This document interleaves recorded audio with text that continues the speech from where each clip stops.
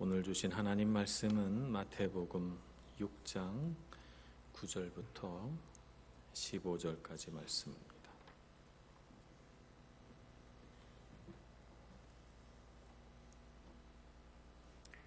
마태복음 6장 9절 말씀부터 15절까지 저와 여러분이 한 절씩 교독하겠습니다. 그러므로 너희는 이렇게 기도하라. 하늘에 계신 우리 아버지여, 이름이 거룩히 여김을 받으시오며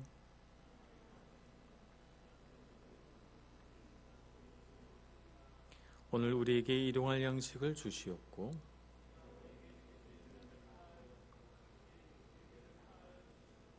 우리를 시험에 들게 하지 마시옵고 다만 악에서 구하시옵소서. 나라와 권세와 영광이 아버지께 영원히 있사옵나이다. 아멘.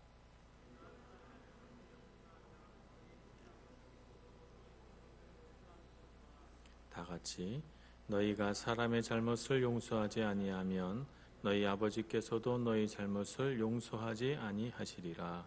아멘.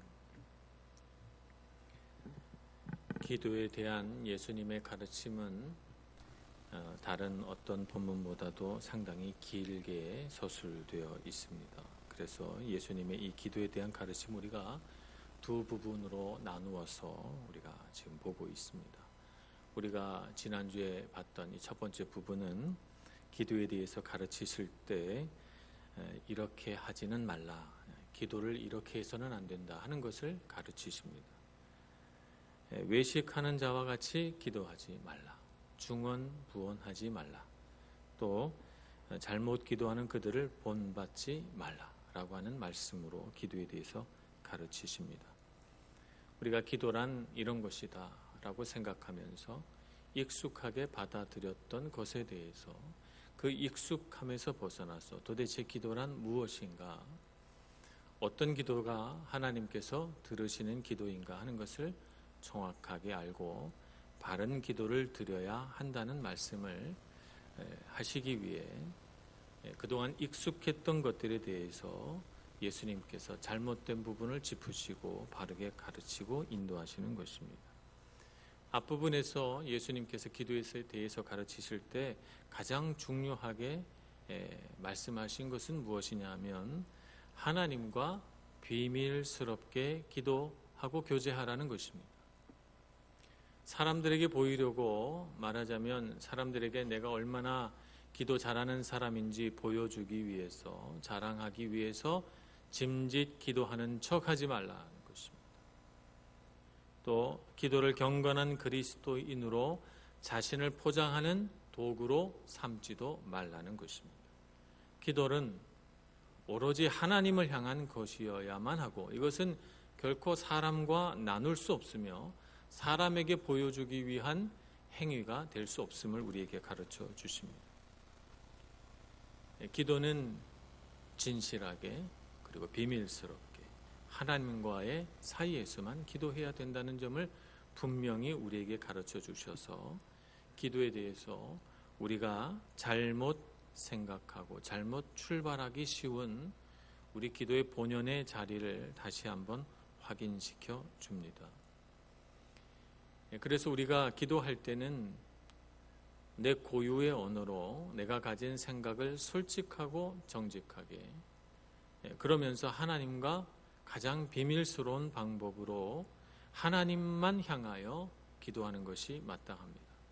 그것이 나 혼자 집에서 기도할 때이든 교회에서 하나님 앞에 기도할 때이든 또 몇몇 사람들 앞에서 내가 기도를 하게 될 때이든 온 교회 성도들을 향하여서 회중 기도를 할 때이든 상관없이 언제 어디에서나 내가 하는 기도는 오로지 하나님만 향한 기도가 되어야 하며, 우리가 우리의 기도를 평가해 볼 때 얼마나 내가 기도에 아름다운 언어를 섞어서 기도했느냐, 내가 얼마나 유창하게 기도했느냐, 내가 얼마나 기도 가운데 나의 신앙과 나의 믿음을 잘 드러냈느냐라고 하는 것이 기도의 점검 순서가 아니고, 나는 정말 하나님 앞에 진실했는가, 나는 사람을 향하지 않고 하나님을 향해 기도했는가 라고 하는 것이 우리가 우리의 기도를 평가하는 가장 본질적인 점검 사항이 되어야 한다는 것입니다.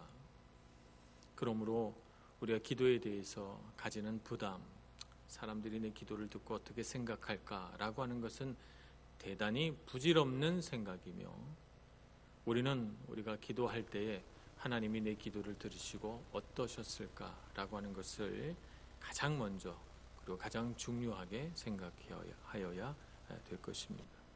오늘은 예수님께서 이렇게 기도하지 말라는 것이 아니라 이렇게 기도하라고 가르치십니다. 오늘 예수님께서 가르치시려고 하는 것은 기도의 모범, 기도의 방법을 가르치셔서 그 모범을 따라가게 하는 것입니다. 기도자는 어떤 위치에서 기도해야 하는가? 기도는 어떤 순서로 기도해야 되는가? 기도는 어떤 내용으로 기도해야 하는가? 라고 하는 이 세 가지를 우리에게 가르쳐주고 있는 것입니다. 오늘 기도는 예수님께서 기도를 시작하실 때 이렇게 기도를 여십니다. 하늘에 계신 우리 아버지요. 아버지라고 하는 이 단어는 예수님께서 하나님을 향해 기도하실 때나 또 하나님과 관계를 맺으실 때 예수님이 매우 빈번하게 그리고 독특하게 사용하셨던 하나님을 향한 칭호입니다. 하늘에 계신 우리 아버지요. 그러니까 예수님께서 가르쳐 주신 기도를 따르면 우리는 아버지와 자녀의 위치에서 그 관계에서 하나님 앞에 기도해야 된다는 것입니다. 예수님께서 광야에서 혹은 산 위에서 하나님 아버지를 향해 기도할 때 예수님이 아들의 위치에서 하나님 아버지와 자녀의 관계 안에서 기도하신 동일한 그 위치에서 기도하라는 말입니다. 친밀한 관계 안에서 아버지이신 하나님을 향하여 부르짖어 기도하라는 것이죠. 뿐만 아니라 아버지 앞에 우리라고 하는 단어를 붙입니다. 우리가 유럽에 와서 살기 때문에 우리는 잘 압니다. 여기 유럽 사람들이 우리 아버지라고 하는 단어를 잘 사용하지 않는다는 걸 잘 압니다. 보통은 나의 아버지, 나의 어머니 하지 우리 한국 사람들처럼 우리 아버지, 우리 어머니 하지 않습니다. 그러니 예수님께서 하늘에 계신 나의 아버지여 하지 않고 하늘에 계신 우리 아버지여라고 말씀하신 것은 매우 특별하고도 독특한 말씀이라고 하는 것을 우리가 금방 알 수 있습니다. 기도를 통해서 우리가 한 아버지의 자녀임을 인식하고 기도하라는 것입니다. 공동체 안에서 기도하라는 것이죠. 하나님과 연합된 관계 안에서 우리가 서로 연결되어 있음을 알고 하나님의 자녀로 서로 조화로운 관계 안에서 살아가야 됨을 인식하고 하나님의 사랑으로 우리가 굳게 연결되어 있음을 잘 알고 우리 아버지여라고 기도해야지 우리의 공동체를 떠나서 나만의 아버지로 이렇게 기도해서는 안 된다는 것을 오늘 이 기도의 모범을 통해서 가르쳐주고 있습니다. 그렇기 때문에 우리는 우리 공동체가 하나님께 사랑받는 하나님의 자녀로서의 공동체임을 충분히 인식하고 주님과의 교제 안에서 기도할 때 나뿐만 아니라 우리 모든 교우들, 사랑하는 가족들, 하나님의 교회들을 위해서 함께 기도해야 하는 것입니다. 그 다음 주님께서 가르쳐 주신 기도는 하나님의 이름이 거룩히 여김을 받으시오며 이렇게 기도하십니다. 이름에는 그 이름을 가진 존재가 어떤 특성을 가졌는지, 얼마나 가치로운지, 얼마나 능력이 있는 분인지 하는 것이 그 이름 안에 다 들어있다고 생각을 했습니다. 그래서 하나님의 이름을 거룩하게 하는 것은 거룩하신 분을 거룩하다 라고 말함으로써 마땅히 그분이 받으셔야 할 영광과 경배를 받게 함으로써 우리가 그분과의 관계 안에서 그분을 매우 가치롭게 하는 의미가 있습니다. 그래서 그분을 높여드림으로써 하나님을 높여드림으로써 그 하나님의 이름 안에 표현되고 담겨져 있는 그 모든 성품과 능력과 은혜가 그대로 다 나타나기를 바라는 마음이 이 기도에 있는 것입니다. 그러니 하나님 하나님의 이름이 거룩히 여김을 받으시기를 원합니다 라고 하는 기도는 하나님께서 하나님 되심을 우리에게 나타나셔서 하나님 안에 속해 있는 모든 것, 그 선하시고 아름답고 능력 있고 귀한 것들이 하나님의 그 고유한 성품 안에서 다 발휘되어 나에게 미치고 도달하게 해달라고 기도하는 것과 똑같습니다. 그래서 하나님의 이름은 높임 받아야 합니다. 하나님의 이름은 마땅히 그 이름에 걸맞는 거룩함을 입어야 하는 것입니다. 하나님은 당연히 높은 곳에 계시고 거룩하신 분이시니까 하나님의 영광과 하나님의 거룩함은 하나님 자신이 취하시겠지라고 생각하면 오산입니다. 하나님을 거룩하신 분으로 높여드리고 하나님의 이름을 거룩하게 해드릴 책임은 누구에게 있습니까? 하나님의 백성들, 하나님의 자녀된 우리에게 있는 것입니다. 하나님을 높여드릴 수 있는 저와 여러분 되기를 소망합니다. 그 다음 기도는 하나님의 나라가 임하기를 원하는 기도입니다. 나라가 임하오시며 이렇게 기도하지요. 하나님의 나라라고 하는 것은 반드시 그 나라를 다스리는 사람이 있기 마련입니다. 그 나라에는 주권을 가진 사람이 있습니다. 나라라고 하는 것은 한 임금 아래에서 그 임금이 발휘하는 주권 안에 통일된 질서가 있지, 질서도 없고 주권도 없고 왕도 없는 나라는 없습니다. 그런 나라는 존재하지 않죠. 나라에는 반드시 주권이 있습니다. 하나님의 나라가 임하기를 바라는 이 기도는 하나님의 주권과 다스림이 우리를 다 다스리고 또 통치하기를 바라는 기도이죠. 쉽게 말하면 하나님께서 우리 사람을 향해 갖고 있는 하나님의 원리 원칙이 우리의 삶에서 그대로 다 이루어지기를 바라는 기도입니다. 우리는 우리의 왕국을 건설하죠. 우리가 부모를 떠나서 이 세상에서 독립을 하면서부터 계속해서 걸어가게 되는 길이 뭐냐면 내 나라, 내 왕국을 이룩하는 것입니다. 그래서 나의 생각과 나의 계획이 온전히 펼쳐지는 그런 세상, 그래서 내가 원하는 대로 내 인생이 되고 내가 원하는 대로 사람들이 움직여주는 그런 나라를 다스리기를 원합니다. 그래서 우리가 어떨 때 화가 나는가 하면 내 마음에 들지 않게 주변 사람들이 행동할 때 우리는 불만족하게 되고 화가 나게 됩니다. 그래서 내 생각과 내 계획과 내가 정해놓은 질서와 내가 정해놓은 원칙 안에서 사람들이 움직여지기를 바라는 것이죠. 그런데 나만 그렇습니까? 다른 사람도 그렇습니다. 그래서 사람들마다 다 자기 나라와 자기 왕국을 이룩하며 살아가기를 원하기 때문에 이렇게 우리가 공동체를 이루게 되면 반드시 나라와 나라가 부딪히는 전쟁을 경험합니다. 이것이 인간관계에서 나오는 갈등입니다. 나의 나라와 나의 통치가 그대로 이루어지기를 바라서 내가 원하는 대로 나의 나라를 이루어 가려고 하는 강한 열망을 가지면 가질수록 사람들과 많은 갈등을 갖게 될 것입니다.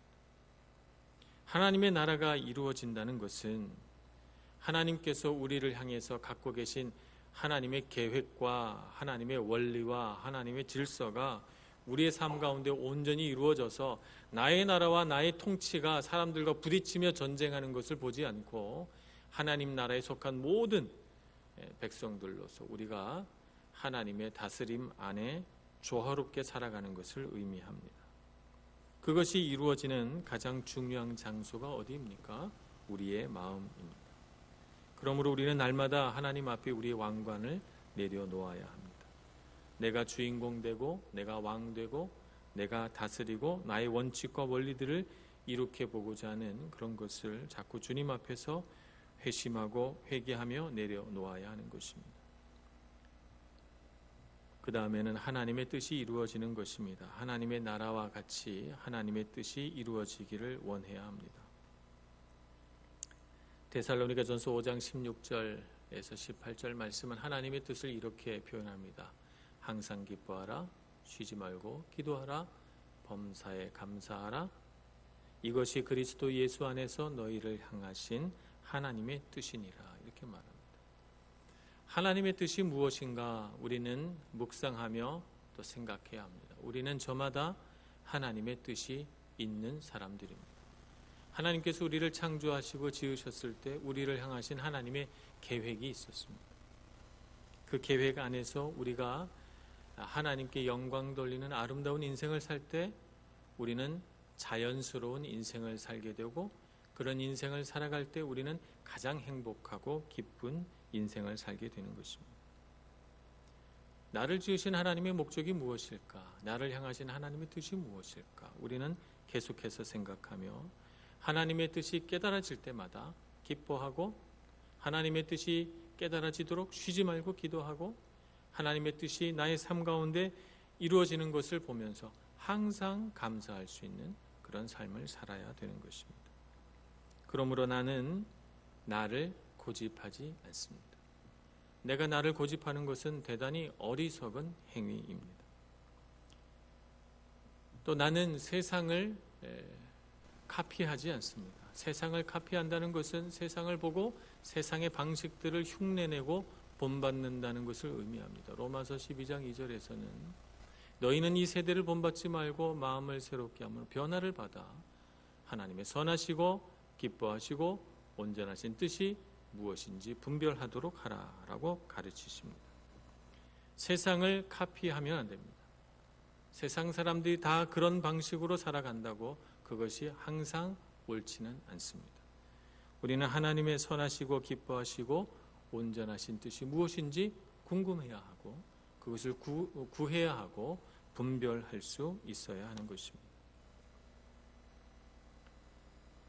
여기까지가 하나님을 향하여 하는 기도입니다. 우리가 정말 하고 싶은 기도는 뭡니까? 내가 갖고 있는 여러 가지 필요이죠.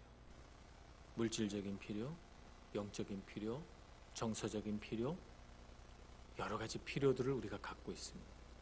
우리가 보통 하나님 앞에 기도한다는 것은 주시옵소서를 의미합니다. 하나님 건강을 주시옵소서, 하나님 필요한 물질을 주시옵소서, 하나님 길을 열어 주시옵소서, 하나님 내게 평안을 주시옵소서, 다 주시옵소서 아니겠어요? 우리에게 필요한 것들, 우리 삶 가운데 분명히 부족한 것들, 그래서 내가 하나님 앞에 받아야지만 살 수 있겠다고 생각한 것들, 세상이 채워주지 않는 나의 부분에 대해서 기도하기를 원합니다. 그래서 우리가 주님 앞에 나올 때는 주시옵소서라고 하는 기도의 제목들을 가지고 나옵니다. 예수님께서는 어떻게 기도하라고 가르치십니까?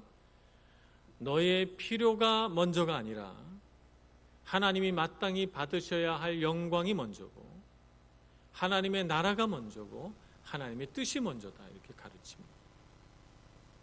근데 우리는 여지껏 반대로 기도합니다. 내 필요, 나의 궁핍함, 내 삶 가운데 있는 어떤 결핍, 이런 것들을 하나님 앞에 가지고 나와서 하나님이 이거 채워주셔야 한다고 먼저 기도하죠. 그러고 나서 우리 마음속에 너무 내가 하나님 앞에 달라고만 했나? 양심의 가책이 오면 그제서야 하나님 영광 받으시고 하나님의 나라가 임하시고 이렇게 기도합니다. 주님께서 우리에게 가르쳐 주신 기도의 순서는 하나님이 먼저입니다.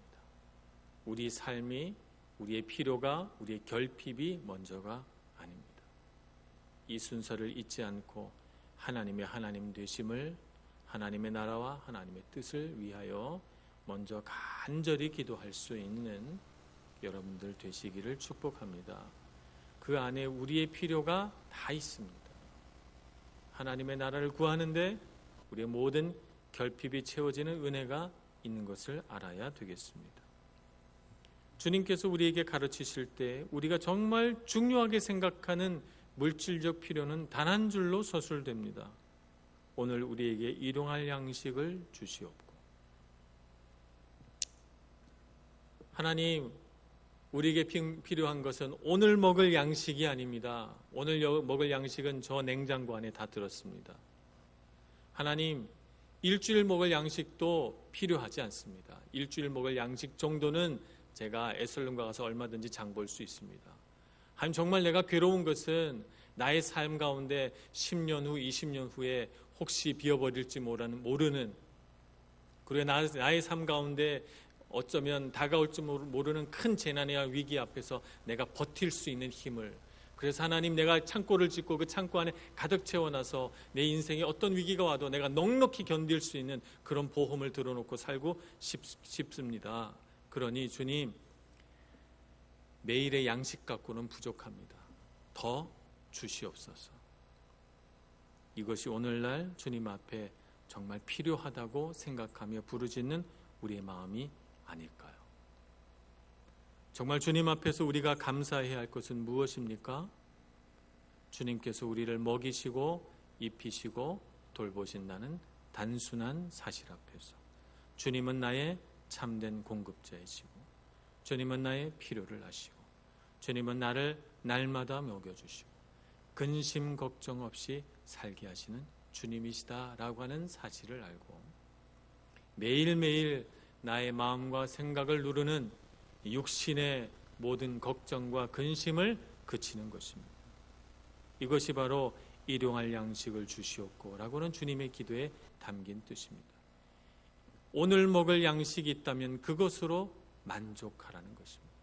그것만으로도 감사할 수 있어야 되며, 매일매일 내리는 만나와 같은 하나님의 은혜를 충분히 즐길 줄 아는 자가 하나님 나라 백성이요 하나님의 자녀라고 우리에게 말씀하고 있는 것입니다.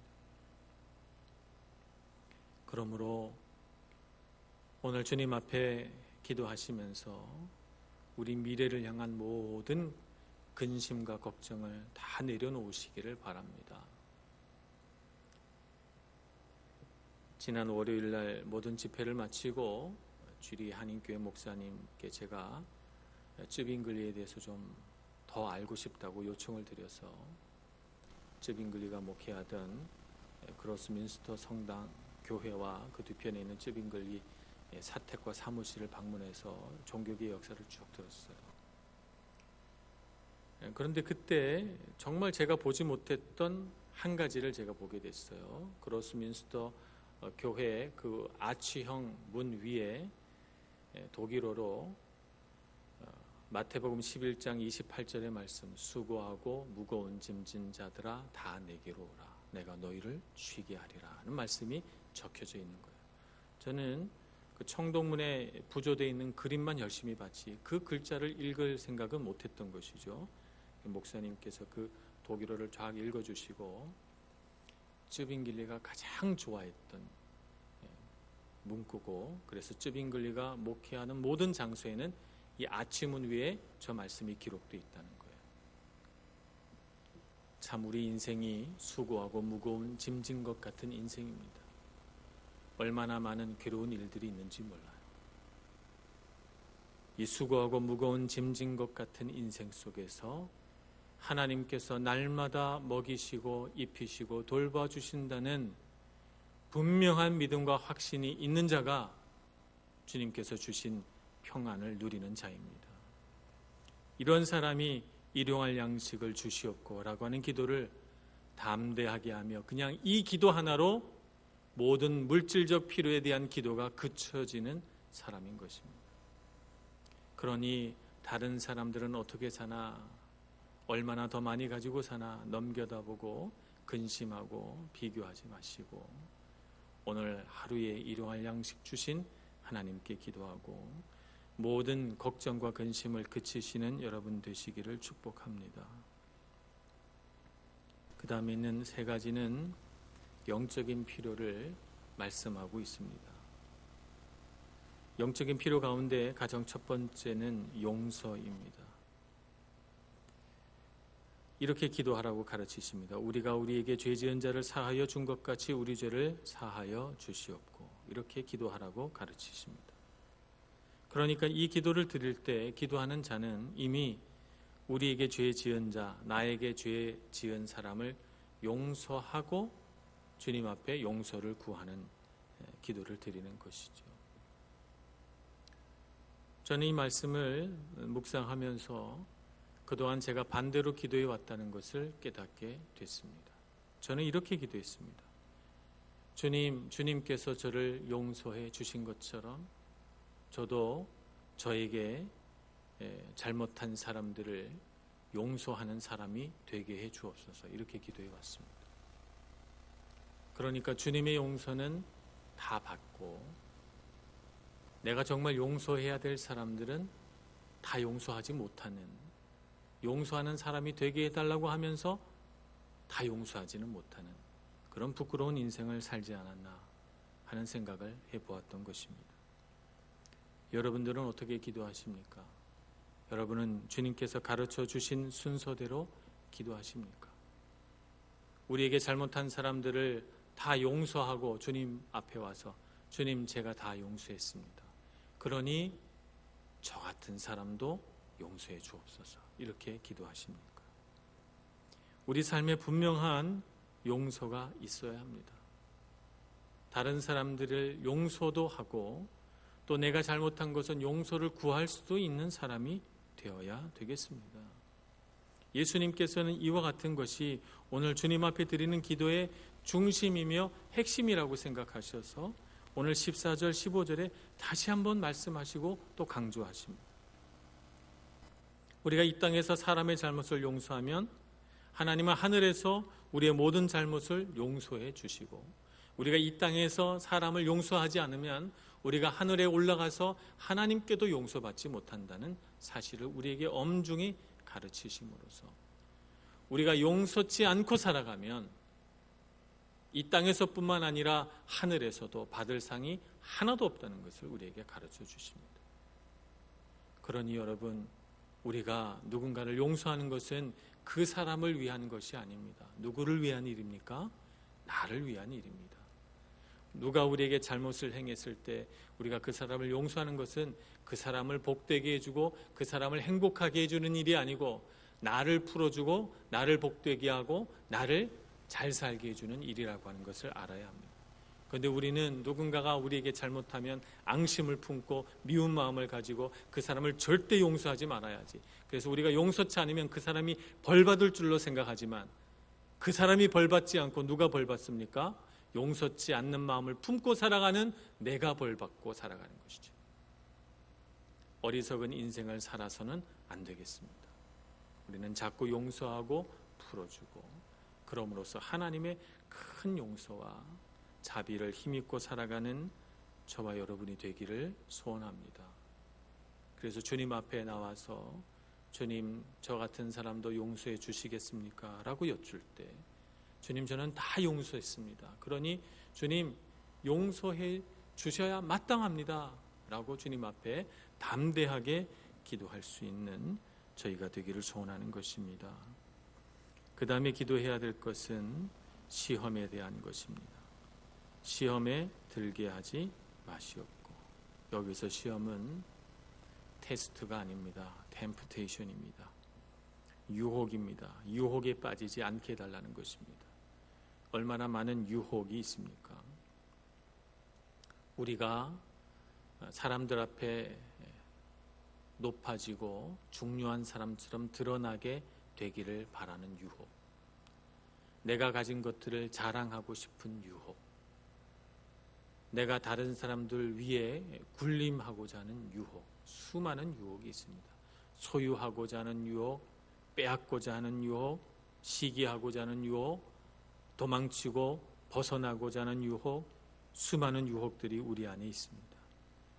하나님께서 나에게 무엇을 바라시나 생각하고 나의 마음을 어지럽게 하고 하나님의 나라의 그 질서를 어긋나게 하는 그 모든 유혹으로부터 벗어나기를 기도해야 됩니다. 이 유혹으로부터 벗어날 능력은 우리에게 없습니다. 그러므로 우리는 기도해야 됩니다. 유혹을 이길 수 있는 힘과 지혜를 달라고 말입니다. 또 우리가 기도해야 되는 것은 악으로부터 우리를 구원해 달라고 기도해야 됩니다. 악은 내 안에 있는 악과 타인의 악 두 가지입니다. 잠언 3장 7절에서는 이렇게 말합니다. 스스로 지혜롭게 여기지 말지어다. 하나님을 경외하고 악에서 떠날지어다. 그러니까 잠언 3장 8절의 말씀을 따르면 스스로 지혜롭게 여기는 것이 악한 것입니다. 하나님은 아무도 지혜롭게 보지 않습니다. 그런데 나 스스로 나를 지혜롭게 여겨서 내 마음속에 있는 스스로 지혜롭게 여기는 높은 마음, 그 교만한 마음이 악한 마음입니다. 그래서 하나님을 경외하고 악에서 떠나야 하는 것입니다. 스스로 지혜롭게 여기는 악에서 떠나는 것입니다. 악에서 구원하소서라고 하는 말은 내 마음속에 있는 이 악한 교만한 마음으로부터 떠나게 구원해 달라는 뜻입니다. 또 타인으로부터, 그 악한 타인으로부터 구원해 달라고 기도하는 것입니다. 세상에서는 교만하고 마음이 높아진 사람들이 참 많이 있습니다. 이 교만한 자의 손에 걸려들면 우리는 수치를 당하고 조롱을 당하고 멸시를 당하게 되어 있습니다. 우리 안에 있는 아름답고 보배롭고 존귀한 하나님의 사랑을 업신여기고 조롱하고 멸시하는 도구로 삼습니다. 그래서 우리로 하여금 하나님 믿는다는 사실이 부끄럽게 만들죠. 세상의 물질을 자랑하고 세상의 명예를 자랑하고 세상 권력 자랑하면서 우리로 하여금 부끄럽게 만듭니다. 하나님 잘 믿고 살아가는 사실이 수치스럽게 만들어버리는 것이죠. 이렇게 하는 사람들이 악한 자들입니다. 이 악한 자들의 손에 빠져들게 되면 우리는 고통당하고 괴로움을 당하는 것입니다. 그러므로 우리는 악으로부터 구원해달라고 기도해야 합니다. 주기도문을 한 문장 한 문장 풀이했습니다. 어쩌면 이렇게 풀이하는 것이 참 지루하고 여러분 마음속에 금세 잊혀지는 내용이 될 수도 있겠습니다. 이렇게 하지 말고 조금 더 멋진 설교가 없을까? 주기도문을 푸는 멋진 방법은 없는 것 같습니다. 한 문장 한 문장을 귀히 여기고 우리가 주기도문을 날마다 암송하고 외우면서 이 한 문장 한 문장에 담긴 깊은 뜻을 우리가 날마다 깨닫고 더 깊이 깨닫고 더 풍부하게 깨달아서 이 기도의 모든 내용이 우리의 삶 가운데 그대로 이루어지기를 바라는 것이 마땅합니다. 오늘 우리가 이 말씀을 그래서 한 구절씩 푸는 것입니다. 지루하다 여기지 말고 당연하다 여기지 말고 깊은 샘물에서 시원하고 차가운 샘물을 길어 올리듯이 시원한 생명의 샘수를 주님이 가르쳐 주신 기도에서 받아 누리시는 여러분들 되시기를 축복합니다.